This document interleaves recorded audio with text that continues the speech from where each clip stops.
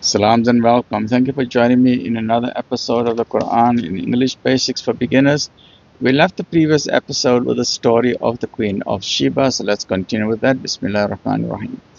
There was for Sabah aforetime a sign in their homeland, two gardens, to the right and to the left. Eat of the sustenance provided by your Lord, and be grateful to him, a territory fair and happy, and a Lord oft forgiving. But they turned away from Allah.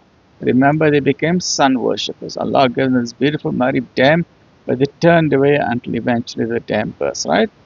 But they turned away from Allah, and we sent against them the flood, released from the dams.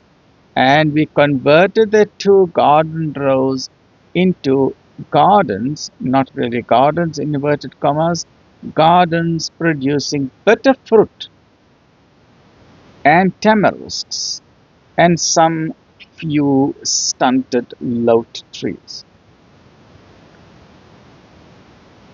That was the requital we gave them because they ungratefully rejected faith. Allah had given them so much abundance. The dam was flowing all the time. The orchards were flowing. Fruit was just falling from the trees. They didn't have to do anything. There was prosperity galore. But they kept on worshipping the sun in ungratitude, ungratefulness, ingratitude to the Supreme Creator, right? They were ungrateful. So that was the requital we gave them because they ungratefully rejected faith.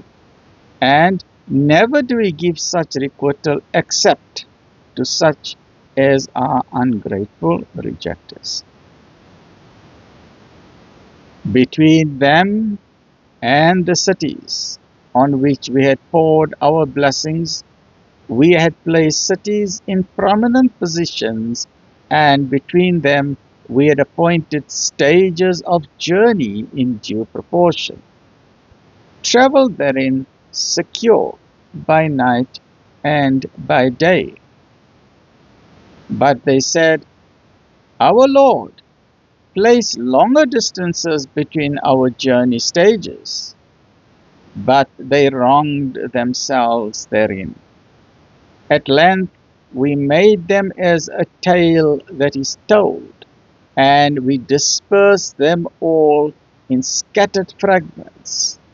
Verily, in this are signs for every soul that is patiently constant and grateful.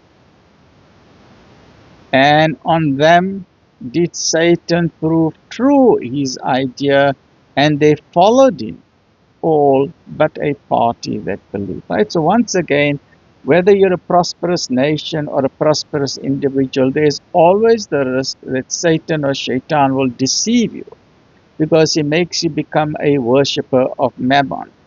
Mammon is money, so some people make money their God. And then they move away from the worship of the one true God, La ilaha illallah.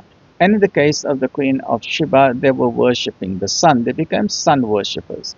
And as a result, because they showed ingratitude to the favors of Allah, they were ungrateful. Then the dam burst and all of their blessings were then lost. Right? Similarly, you'll find many first world nations today, the minute you remove God from the equation of your life, then you go through a process of spiritual decay, moral decay, until eventually the entire nation collapses on itself. Because the lesson is the minute you remove God from the equation of your life, that is when the doom is starting on that place, a nation or individual, right? But this we are talking about Satan or Shaitan, right? But he had no authority over them except that we might test the man who believes in the hereafter from him who is in doubt concerning it. And your Lord does watch over all things. So as a belief man, so remember that the hereafter is a reality. So please don't assume that this world is the only life there is. And sadly, Our people, we follow the professors or the people who are intelligent. And usually you'll find many intelligent people or the scientists are atheists. They don't believe in God. And we then assume that, okay, if this professor is talking like that, maybe he's talking the truth. He knows what he's talking about. But sadly, many of the professors or scientists who are atheists, they themselves have been deceived by Satan or Shaitan or Iblis or the devil or Lucifer. So you must find the truth for yourself. Remember, at the end of the day, on the day of judgment, you cannot tell God, yeah, but that professor said so, or my uncle said so, my great grandfather said so. On that day, you will have to answer for yourself because you've got a brain. You need to find the truth for yourself. Then there's no excuses. Stay well, look after yourself. Alhamdulillah.